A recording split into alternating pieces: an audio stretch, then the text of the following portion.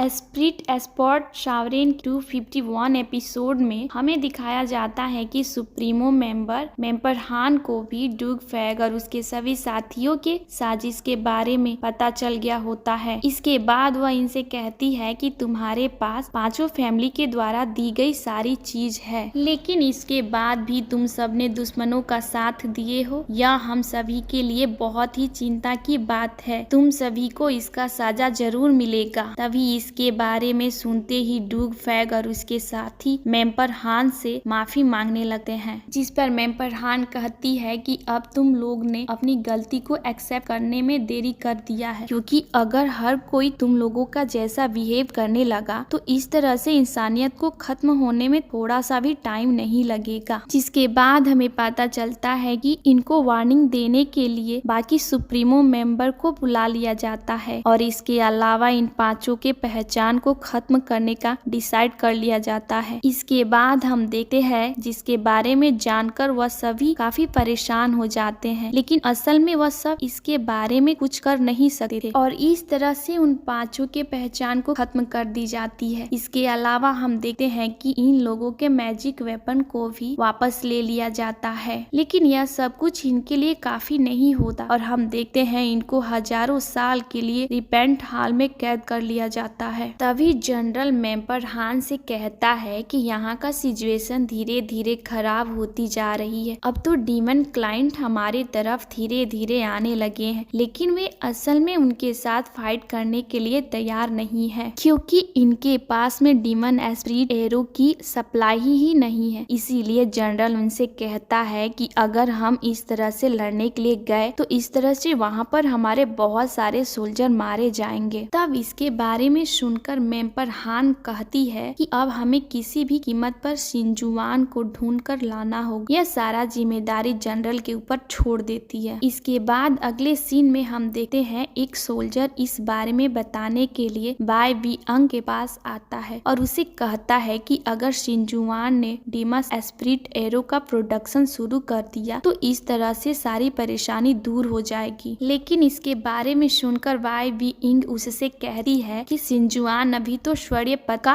Practice के लिए गया हुआ है और इसी वजह से मैं यह भी नहीं जानती हूँ आखिरकार वह कब तक यहाँ पर आएगा। तभी इसकी बात सुनकर सोल्जर उससे कहता है शिनजुआन का वापस आना बहुत ही जरूरी है और वह जैसे ही वापस आए उसे इसके बारे में बता देना। इसके बाद हम देखते हैं इसके लिए उसे हाँ कर देती है। इसके बाद हम देखते हैं कि क्वीन शिनजुआन के पास आती है और उसे बताती है कि बाय वी इंग कह रही थी कि मिलिट्री डिपार्टमेंट आपको खोज रहा है। तब इसके बारे में जानकर शिनजुआन कहता है वह जितना ज्यादा परेशान होंगे तब इस तरह से इस सिचुएशन को हैंडल करना उतना ही आसान होगा। वहीं दूसरी तरफ हम देखते हैं एक सोल्जर दौड़ते हुए जनरल के पास आता है और उनसे कहता है कि डीमन क्लाइंट हमारे बॉर्डर के एकदम करीब आ गए हैं और ऐसा लगता है कि वे कभी भी अटैक करना स्टार्ट कर सकते हैं। तब इसकी बात सुनकर जनरल उससे कहता है अब तो महीने दिन से ऊपर हो गए हैं, लेकिन अभी तक शिनजुआन वापस क्यों नहीं आया। जिस पर सोल्जर उससे कहता है कि हो सकता है कि वह प्रैक्टिस करने का बहाना बना रहा हो और असल में इस तरह से इग्नोर कर रहा हो। इसके बाद जनरल कहता है कि डीमन एस्प्रिट एरो को बनाने की जिम्मेदारी डूग फैन और उसके साथियों को नहीं देनी चाहिए थी और इसीलिए मुझे शिनजुआन को वापस लाने के लिए मुझे माफी भी मांगना पड़ा, तो भी मैं ये सब करने के लिए तैयार हूँ। तभी शिनजुआन वहाँ आकर उनसे कहता है कि ऐसी बात है तो आपको परेशान होने की जरूरत नहीं है। जिसके बाद हम देखते हैं कि जनरल उससे यहाँ देखकर खुश हो जाता है। फिर वह शिनजुआन से कहता है चलो हम बैठकर बात करें, लेकिन इस पर शिनजुआन उससे कहता है कि उसकी कोई जरूरत नहीं है, क्योंकि वैसे भी तो मैं बिना पावर वाला एक साधारण आदमी हूँ और इसीलिए मुझे समझ में नहीं आता कि मेरे साथ में इतना अच्छा व्यवहार क्यों करेंगे। जिसके बाद हम देखते हैं कि जनरल को भी अपनी गलती का एहसास होने लगता है और फिर वह शिनजुआन से कहता है डूग फैग और उसके साथी को सजा मिल चुकी है, इसीलिए अब उन सभी को उनके पोजीशन से हटा दिया गया है और इसके अलावा उन सभी को हजारों साल के लिए रिपेटेंस हॉल में कैद भी कर दिया गया है। तब इस पर शिनजुआन उनसे कहता है कि क्या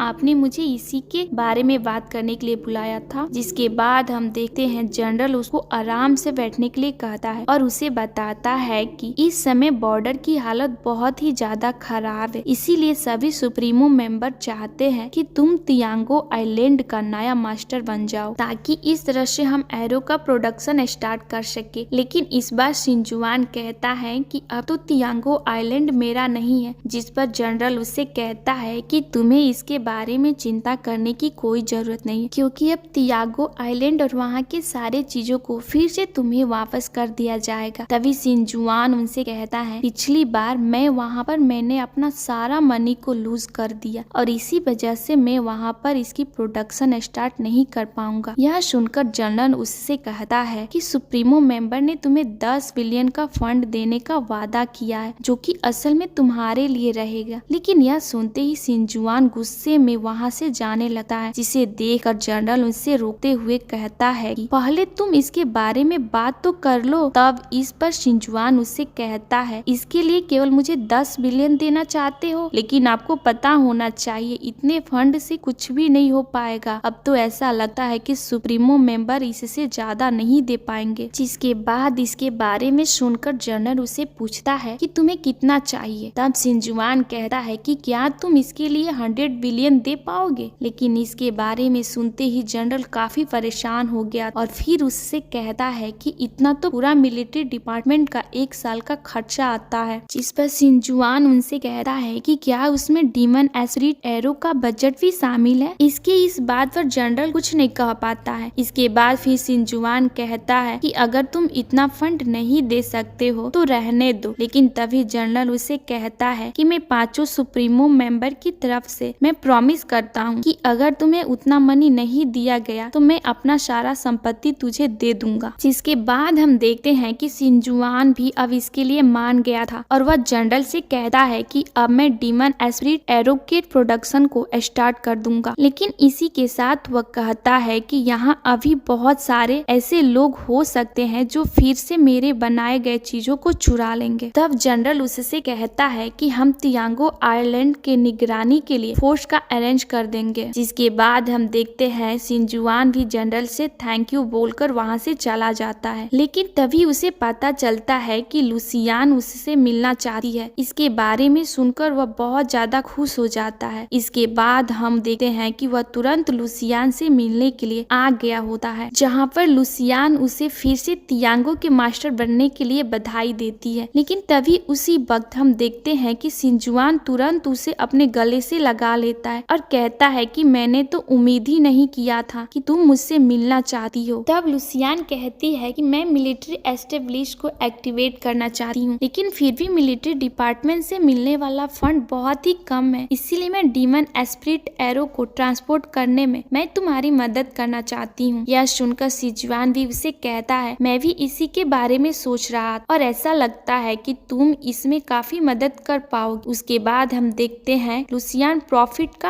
आधा आधा करने की बात करने लगती है, जिसके बारे में सुनकर शिनजुआन सोचने लगता है कि वैसे तो वह दोनों काफी अपसेंटिव है, लेकिन फिर भी मैं डेमो एस्टेट एरो की मदद से बहुत सारे पैसे बचा लूंगा। इसके बाद शिनजुआन कहने लगती है कि क्या हुआ, क्या तुम तियांगो आइलैंड पर हुए मैटर की वजह से नाराज हो। लेकिन यह सुनते ही शिनजुआन उससे कहता है, मैं तो सिर्फ इसके बारे में सोच रहा था कि अगर इसके लिए मुझे अपने प्रॉफिट को भी देना पड़ा तो मैं इसे तुम्हें दे दूंगा। लेकिन इसी के साथ वह उसे कहता है कि मेरी एक रिक्वेस्ट है। जिसके बाद हम देखते हैं लुसियान अपने मिलिट्री को एस्टेब्लिश करने के बारे में सोचने लगी थी, क्योंकि अगर वह इसमें कामयाब हो गई तो वह इंसानी आर्मी बहुत ही ज्यादा पावरफुल हो जाएगी। इसीलिए वह कहने लगती है कि वैसे भी हम दोनों की शादी हो गई है और इसीलिए हमारे बीच कोई भी बात बहुत ही ज्यादा नॉर्मल है। इसके बाद वह फिर शिनजुआन से कहती है, अगर तुम मेरे लिए इतना सब कुछ करने के लिए रेडी हो तो फिर मैं भी इसके लिए तुम्हारे हर एक बात मानने के लिए रेडी हूँ। इसके बाद शिनजुआन वहाँ से चला जाता है, जिसकी वजह से क्वीन